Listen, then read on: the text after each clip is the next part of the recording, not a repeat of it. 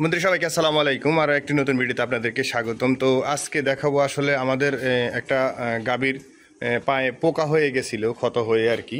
তো পোকাটা কেন হলো আর কিভাবে চিকিৎসা করলাম আর এখন কি করতেছি, পুরো বিষয়টাই আসলে আপনাদের সাথে শেয়ার করবো ইনশাআল্লাহ। তো বন্ধুরা, আপনি যদি আমার চ্যানেলে নতুন হয়ে থাকেন তাহলে অবশ্যই চ্যানেলটাকে সাবস্ক্রাইব করে পাশে থাকা বেল আইকনটি বাজিয়ে দিন। আর শুরু থেকে শেষ পর্যন্ত দেখে যদি ভিডিওটি ভালো লাগে তাহলে অবশ্যই একটা লাইক দিয়ে দিবেন। আর যদি আপনার কোনো প্রশ্ন বা মূল্যবান মতামত থেকে থাকে তাহলে অবশ্যই কমেন্টে লিখতে পারেন, আমরা অ্যান্সার দেওয়ার চেষ্টা করবো ইনশাআল্লাহ।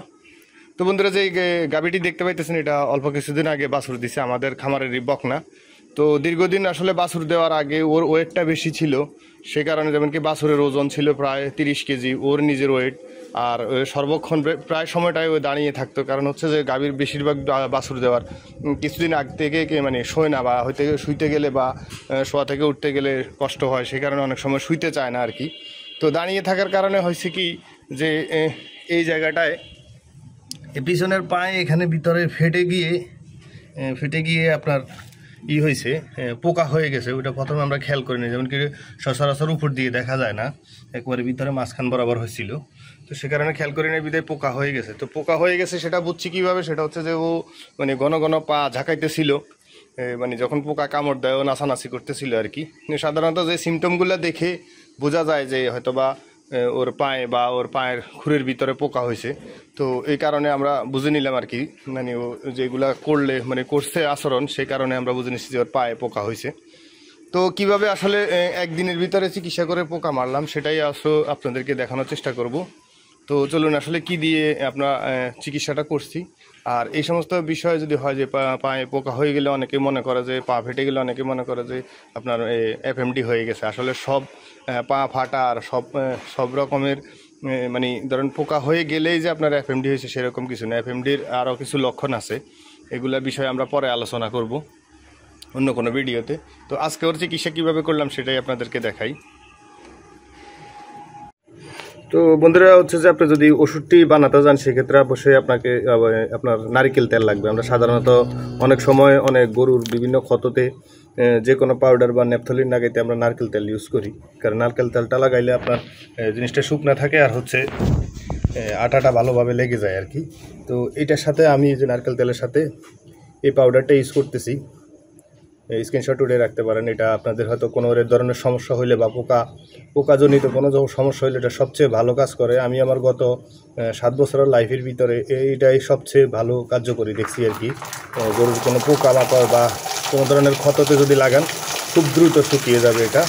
আর কোনো পোকা যদি থেকে থাকে অবশ্যই পোকাটা মারা যাবে, আর কখনো পোকা হতে দিবে না। এটা এমন একটা যে পোকা কেন হয়, গরুর যদি বিভিন্ন ক্ষততে পোকা হয় হচ্ছে যদি আপনার ওইখানে মাছি বসে, মাছি ডিম পাড়ে, সেক্ষেত্রে পোকা হয় আর কি। তো এটা মাছির ডিমটাকে পর্যন্ত নষ্ট করে ফেলে। তো আমি এটাকে দিয়ে দিচ্ছি এখানে।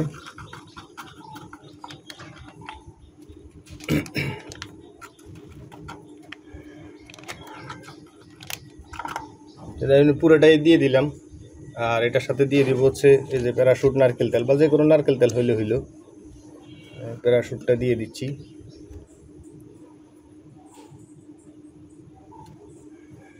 এরপরে হচ্ছে যে আপনি আরেকটা কাজ করবেন, আপনি সেটা কিভাবে লাগাবেন। এই যে দেখেন আমি একটা পাটখড়িতে এখানে হচ্ছে যে আপনার সুতার কাপড়টা আপনার মানে সুতা দিয়ে পেঁচাইয়ে এখানে বেঁধে নিছি।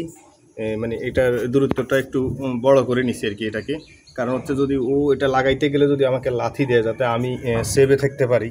তো এরপরে এখন এটা দিয়ে ভালো করে তেলের সাথে মিশিয়ে নিব। একটা বিষয় মনে রাখবেন যে আপনি যদি যে কোনো চিকিৎসা যদি দ্রুত করতে পারেন সেক্ষেত্রে আপনার দেখা গেছে ক্ষয়ক্ষতিটা অনেকটা কম হবে। আমি এই চিকিৎসা যদি একটা ডাক্তারকে ফোন দিতাম যে ভাই আমার গরুর পায়ে পোকা হয়ে গেছে, ক্ষত হয়েছে, উনি আইসে প্রথমে আপনার অ্যান্টিবায়োটিক দিত। তো অ্যান্টিবায়োটিক দিতে উনি মনে করতো যে হয়তো ক্ষতর কারণে পোকা হয়েছে। তো সাধারণত ক্ষত শুকানোর জন্য আমরা অ্যান্টিবায়োটিক ইউজ করে বেশিরভাগ মানুষই, কিন্তু আপনি অ্যান্টিবায়োটিক ছাড়াই এই সামান্য এই এক পাতা ওষুধের দাম হচ্ছে মাত্র 30 টাকা। আর এখানে আমার মনে হয় আমি 2 দিনে আমার 30 টাকার মতো তেল খরচ হয়েছে। তো মোটামুটি 60 টাকায় আমার এই ওষুধটা মানে সমস্যাটা সমাধান হয়ে গেছে আর কি। তো আমার মোটামুটি আমি যতটুকু বুঝতেছি, ও যেহেতু আর পা ঝাঁকাঝাঁকি করে নাই, হয়তো বা ওর পোকাটা ওর কালকে মারা গেছে। তো আজকে এটা লাগাই দিতেছি আর আগামীকালকে লাগাবো। গতকালকে 2বার লাগাইছি, তো আজকে একবারই লাগাবো আর আগামীকালকে একবার লাগাবো। লাগানোর পরে আশা করি যে ওর আর সমস্যা থাকবে না। তো দেখেন আপনারা হয়তো 60 টাকা 70 টাকা সর্বোচ্চ 100 টাকার ভিতরে আমার চিকিৎসাটা কমপ্লিট হয়ে গেল। আর যদি আমি ডাক্তার আনতাম, ডাক্তারের ভিজিট দিতাম 500 টাকা, এরপরে অ্যান্টিবায়োটিক যদি দিত তাহলে সেই ক্ষেত্রে আপনার ধরেন আরও 2000-2500 টাকা চলে যেত আর কি। তো মাত্র 60 টাকা দিয়ে এই চিকিৎসাটা করে নিলাম। তো অবশ্যই এই ধরনের ভিডিও পেতে চ্যানেলটাকে সাবস্ক্রাইব করে রাখবেন। আর এই পর্যন্ত দেখে যদি আপনার ভালো লাগে তো অবশ্যই একটা লাইক দিয়ে দিবেন। তো দেখেন আমি আসলে কিভাবে লাগাইতেছি। এই যে ওর এই যে দেখেন এইভাবে এর ভিতরে মানে ঢুকাইয়ে দিবেন আর কি। তো সেক্ষেত্রে হয় কি, যদি একটু তেলটা একটু বেশি থাকে সেক্ষেত্রে আপনার একদম ভিতরে চলে যায়। আর কোনো রকম যদি ওইটা পোকাটার ইয়েতে লাগে, গর্তের ভিতরে যদি একবার চলে যায় আর কি, তো সেক্ষেত্রে আশা করি পোকাটা সাথে সাথেই মারা যাবে। আর মারা গেলে দেখবেন যে মানে সিমটমটা হচ্ছে এরকম যে আপনার গরু নাচানাচি করবে খালি, আর করবে। এই যে দেখেন কীভাবে ঢুকে দিতেছি, নাচানাচি করবে, পা ঝাঁকাবে খালি যদি এরকম পোকা হয়ে থাকে। আর অবশ্যই এরকম একটা দিয়ে পাটখড়ি বা একটা কঞ্চি দিয়ে সুতা, যেটা আপনার কাপড় যেটা বাঁধবেন এটার মধ্যে অবশ্যই সুতি কাপড় হতে হবে, তাহলে ভালো হয় আর কি। সুতি কাপড়ের সাথে আপনার ওষুধটা মিশে থাকবে, আপনার লাগানোর সাথে সাথে ভিতরে চলে যাবে।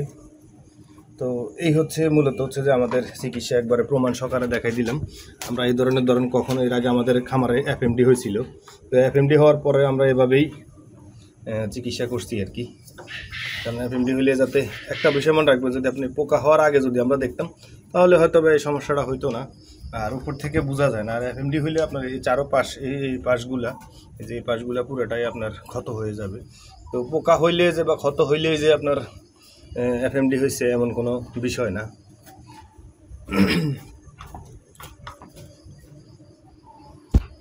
তো এই পর্যন্ত ভিডিওটি দেখার জন্য ধন্যবাদ। পাশে থাকবেন আশা করি সব সময়। আল্লাহ হাফেজ, আসসালামু আলাইকুম। দেখা হবে অন্য কোনো ভিডিওতে।